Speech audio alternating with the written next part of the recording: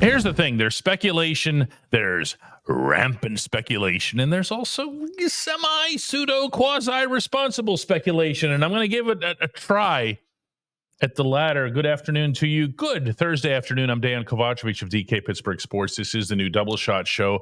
And you want to know, just like I want to know, who it is that they're talking about. You know what I'm referencing.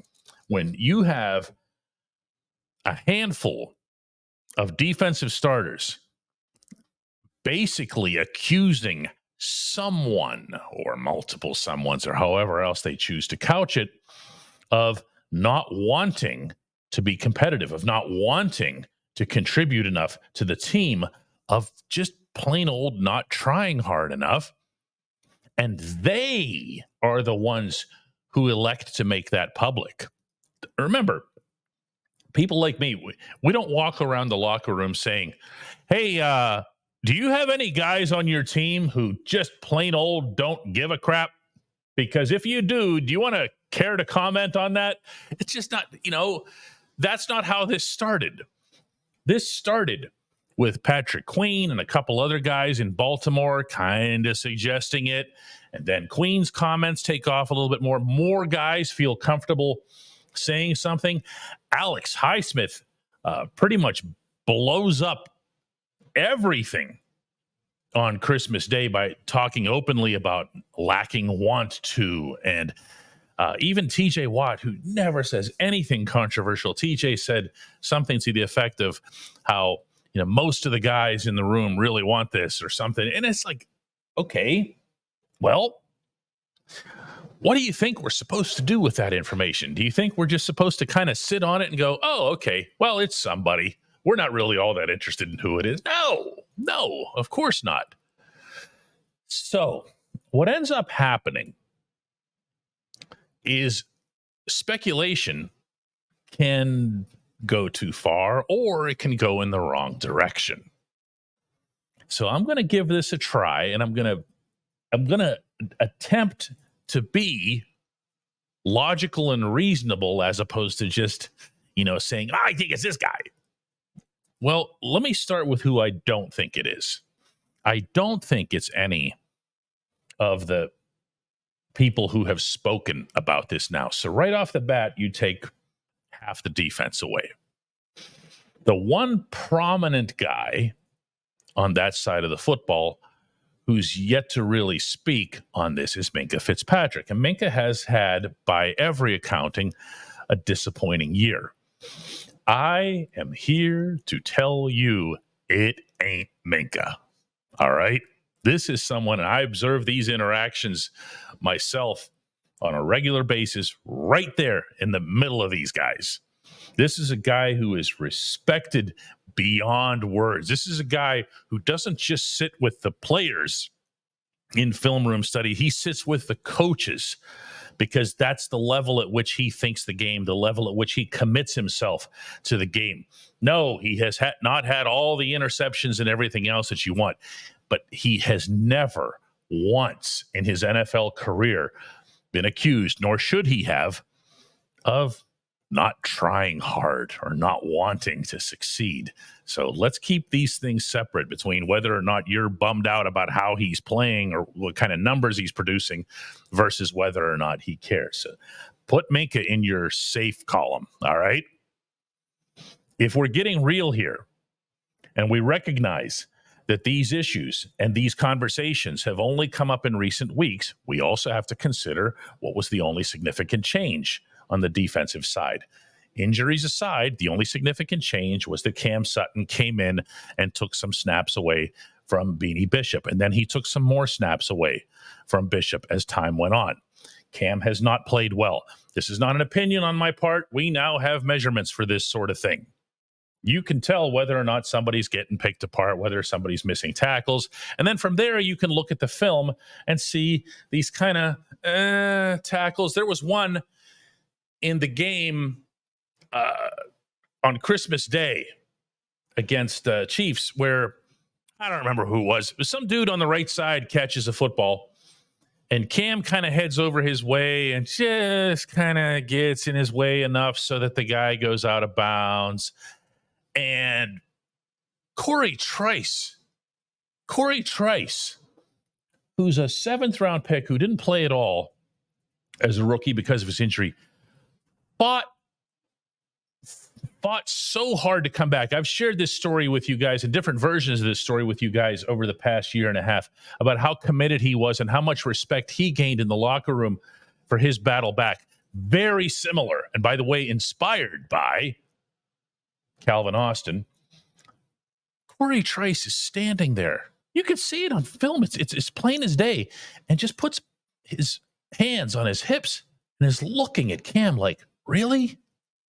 And this is a dude, I don't even know if you would consider him second year, because he's out there on an emergency basis, but he's prepared to play. He knows the plays.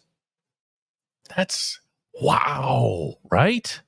It's one thing if, Cam Hayward does that to you or TJ Watt does it. No, man, this was Corey Trice giving you the hips. I could throw in a whole bunch of other sequences just from that game alone. The one that really jumps out is Travis Kelce just going right around him, going right around Sutton. And Sutton is just flat-footed. And Patrick Queen is the one who has to come back to the end zone like way late. And if you're watching on TV and you see Queen coming into the picture, you go, Patrick Queen, he can't cover anybody. Look at that. What a joke. This guy, he was supposed to be good. And then, no. It's not just because he's the only one you can see in your screen. Queen was just coming back as a desperate attempt to bail out what Sutton hadn't done or what Sutton hadn't even tried to do. So I could also add in that Sutton's been quiet. He's been reserved. Some of you might be aware that there's a reason that the NFL suspended him this season for half a year. He hasn't been what he was here before. And from there, I feel like it's, again, trying to be responsible here, reasonable to suggest that Mike Tomlin, who believes in guys until he doesn't believe in them, once he puts you in his belief category over here, it's hard to get you out. Tomlin brought him back. From what I understand, it was a really emotional return. I've had one conversation with Cam Sutton since he's been back, and I got the sense that he was emotional too, but he's not the same. He was really outspoken before. He was interacting with guys. It's not what he does anymore. He's just a quiet guy. He's just sitting there by himself. And that's not really the personality of that secondary as a whole. They're way more DeMonte Casey than they are that, okay? It's a bunch of children, in essence, with Minka as the leader. So the players feel like they're not getting anywhere with the head coach, kind of riding this to its conclusion.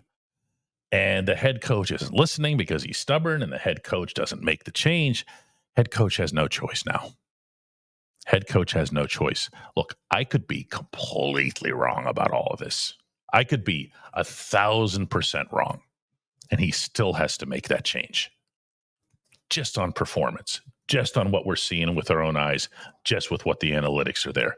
And in the process, if he picks up the spirits of the rest of the defense because Cam happened to be the guy they were talking about, great. When we come back, I'm going to be joined by Chris Halleck. At DK Pittsburgh Sports, we take pride in coverage that connects our city's fans to their favorite teams. Now, that connection's stronger than ever. Introducing our all-new state-of-the-art app. Find expert inside reporting and original podcasts. Check live box scores. Track the latest stats. Chat it up with our community of thousands of fans, all in one place. The new app from DK Pittsburgh Sports. Coverage that connects.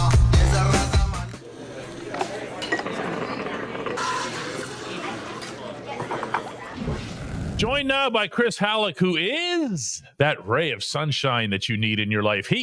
He's just overflowing with positives, not only about the Steelers' performances over the past 3 weeks, but also of their potential future here, aren't you, Chris? Oh yeah, it's going so good. They are.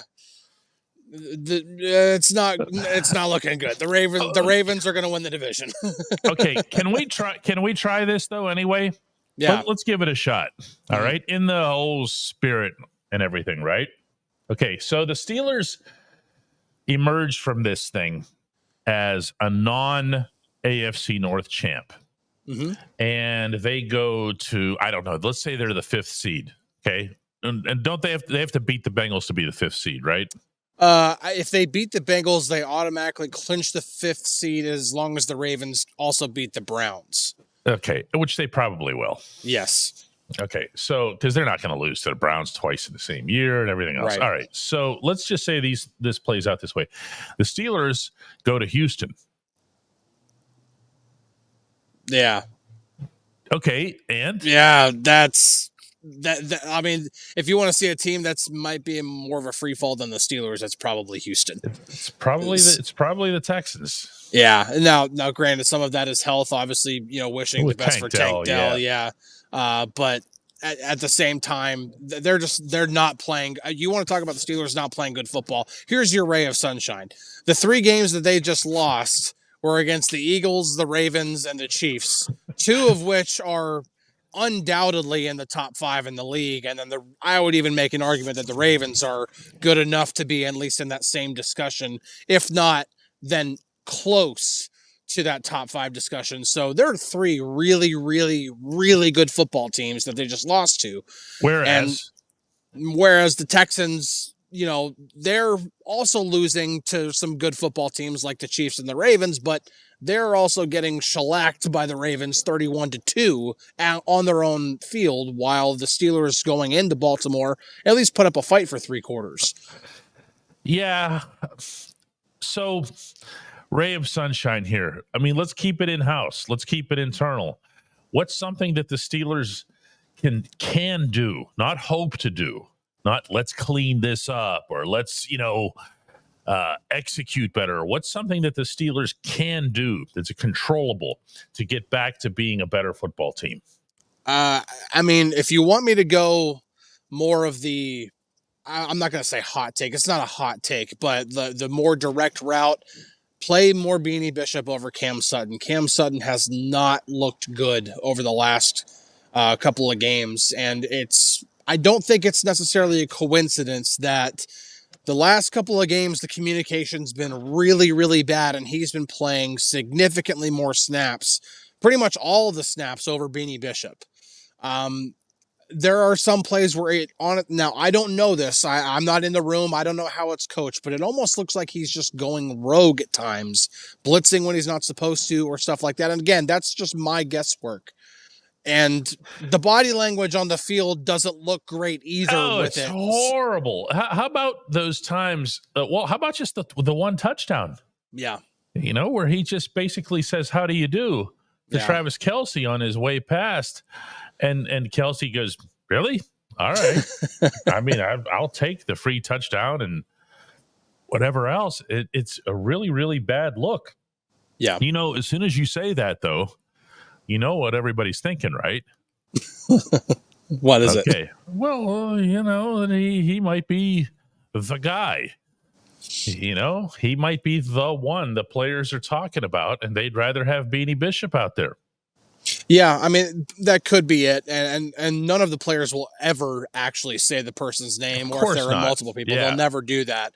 But, I even think of a play that happened in that game, also to Travis Kelce, in which he was just left completely wide open. But not only was he wide open, there were 3 Chiefs eligibles there. So 2 receivers and a tight end being Kelce. And there were only 2 Steelers defenders over there. And I can tell you right now, Terrell Austin is not void of criticism here, but he is not that inept of a defensive coordinator to only leave 2 defenders on 3 receivers. That is a blown coverage. And that was a play in which Sutton blitzed. And I am curious to see whether he was supposed to blitz on that or not.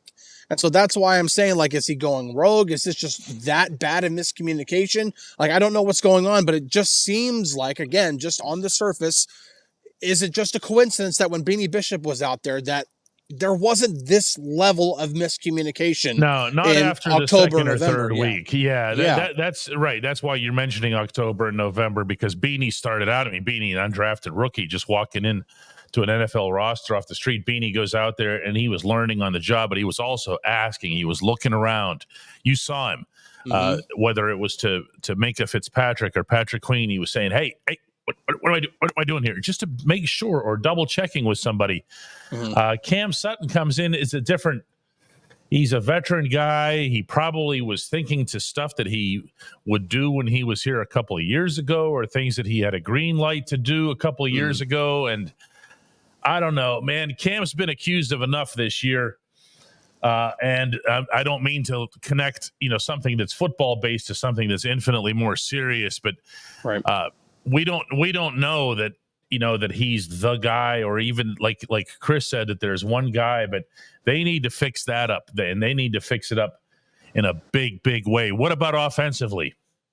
Offensively, I think the biggest thing, I think we talked about this quite a bit yesterday, but just going back through watching the game again, I just don't like the fact that when Russ gets into trouble, there's no easy answers for him. The easiest answer is a swing pass that's all the way out to the sideline. And that's not an easy throw for a quarterback to make.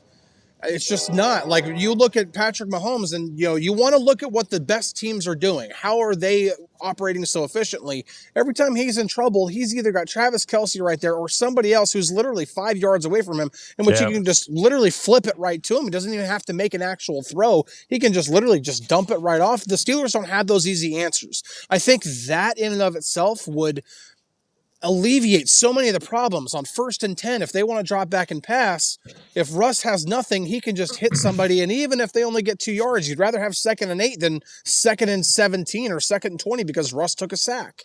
And then, of course, there's also switching the running backs. Yeah, that's a big one too. That's it. Yeah. I mean, let's not pretend that one guy isn't showing up the other. Okay. And I don't mean that in a, some sort of cynical way. Jaylen Warren's been a better running back than Najee Harris has in a lot of different ways. And, if Najee is your guy who's effective in the fourth quarter and whatever else, guess what? Use him in the fourth quarter then. Don't waste everybody's time with these turnaround pitches and first down handoffs to him as if you're having some kind of effect on the football game. You're not. All 4 quarters count, and on the scoreboard, they all count equally. And you can't just hang on or go for a battering ram effect, Go with Jaylen. And you know what? I kind of got the vibe yesterday from Mike Tomlin in that room that he's already there. Yeah, I really am beginning. I mean, we have to look at the full context here. Remember that the Steelers did not pick up Najee Harris's 5th-year option because they were a little unsure about how he would fit in Arthur Smith's offense and Arthur Smith's rushing schemes.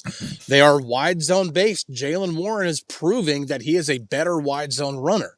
That just goes to show that they knew the talent that they had at their disposal there, that Najee was more of a downhill runner. He's at his best when he's running downhill. That's not what Arthur Smith likes to do most of the time. He likes to be able to stretch defenses horizontally. Jaylen has the ability to run that way, put a foot in the ground and go. And that's what he's done. There was a few different times that happened even yesterday. There was one where they ran a stretch to the right, and Jaylen sees a little bit of daylight, puts his foot in the ground, hits it, and gains 10 yards. We don't see Najee doing that. Najee's, they don't run the same way. And so when you see Jaylen running the way that the rushing schemes are supposed to go, I think you're seeing why Jaylen is out-snapping Najee so much over the last 3 games. And here's a stat, by the way. Here's a good stat. Najee's 74 rushing yards yesterday, 45 came in that final garbage time drive. Oh, that just goes to show how much more they were using Jaylen earlier in the game. So I agree with you. I think they're already there because they know Jaylen just fits better what they want to do going forward under Arthur Smith's rushing schemes. It's called mop-up time, my friend. That's exactly what that was. He was out there mopping up for the starter. When we come back, J1Q.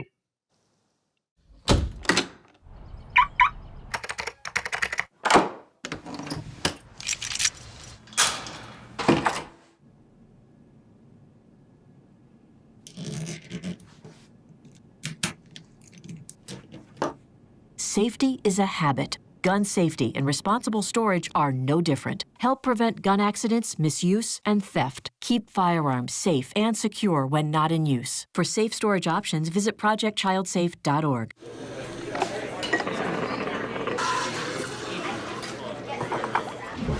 Time now for today's J1Q, and for that, we head out to the Heartland. What's up, DK? Jeff in Illinois. What a frustrating last couple weeks it's been. I know it seems like a lot of us fans are hoping the team loses. I don't think that's the case. I think we're just frustrated. And my question is, every year we're told we have the best coach in the NFL. Where are the results? Year in and year out, it's the same exact thing. It's like Groundhog Day. And if you have the best coach in the league, where's your coaching tree? Where's your victories? Where's your postseasons? We haven't had that for almost 7-8 years. It's like Groundhog Day. So if we got the best coach in the league, where are the results? Thanks. Merry Christmas. Christmas to you as well, Jeff. Before I answer your Tomlin questions that you asked there, the first thing that I feel is worth bringing up is you said we're always told that Tomlin is the best coach. My friend, you are not being told that by anybody inside Pittsburgh city limits. Okay, you're not told that by anybody, at least not to my knowledge, who actually covers the team. What you're hearing from are the people who are often referred to as national media or the network types. They're not around. They're not around.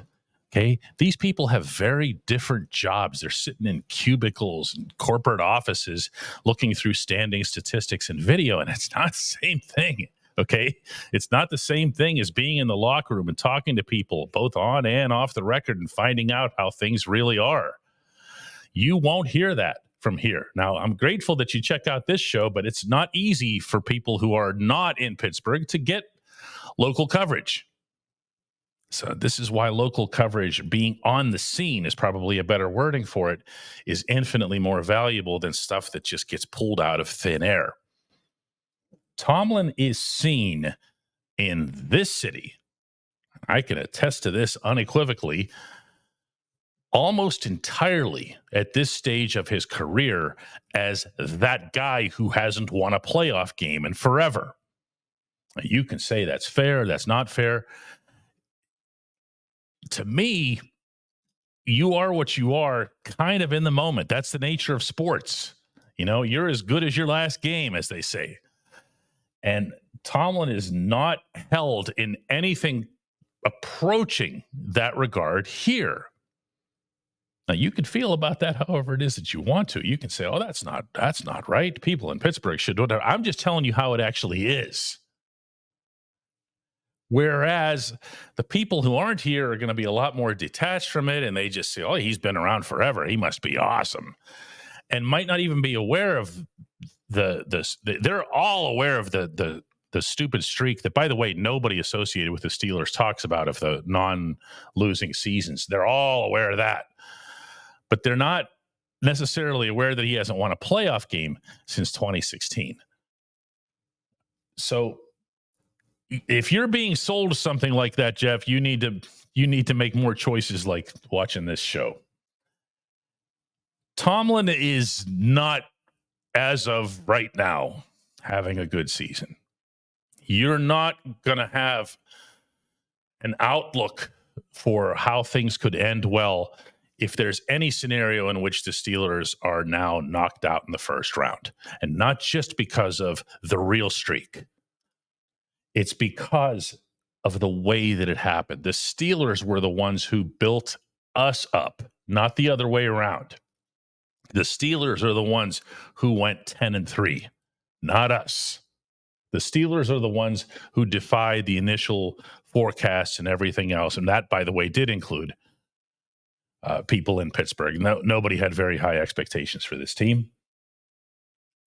And now they're the ones who've gone and not just lost 3 games, but lost them badly, lost them in an embarrassing way. And now they're starting to talk like an embarrassing operation, trying to find out who it is that's not trying hard enough and all this other stuff that usually you only hear about from Cleveland and places like that.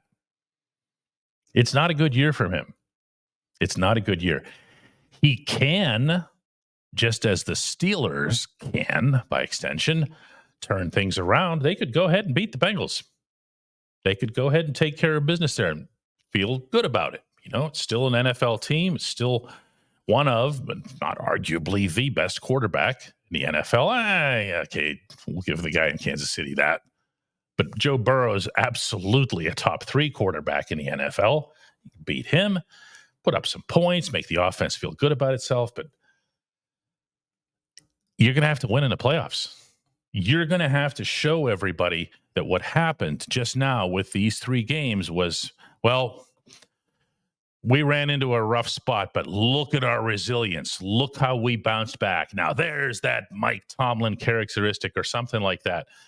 But this idea that you're putting forth here that everybody thinks he's the best. No, just not the case. I appreciate you, my man. I appreciate everybody checking out the new Double Shot Show, and we're going to do another one of these tomorrow.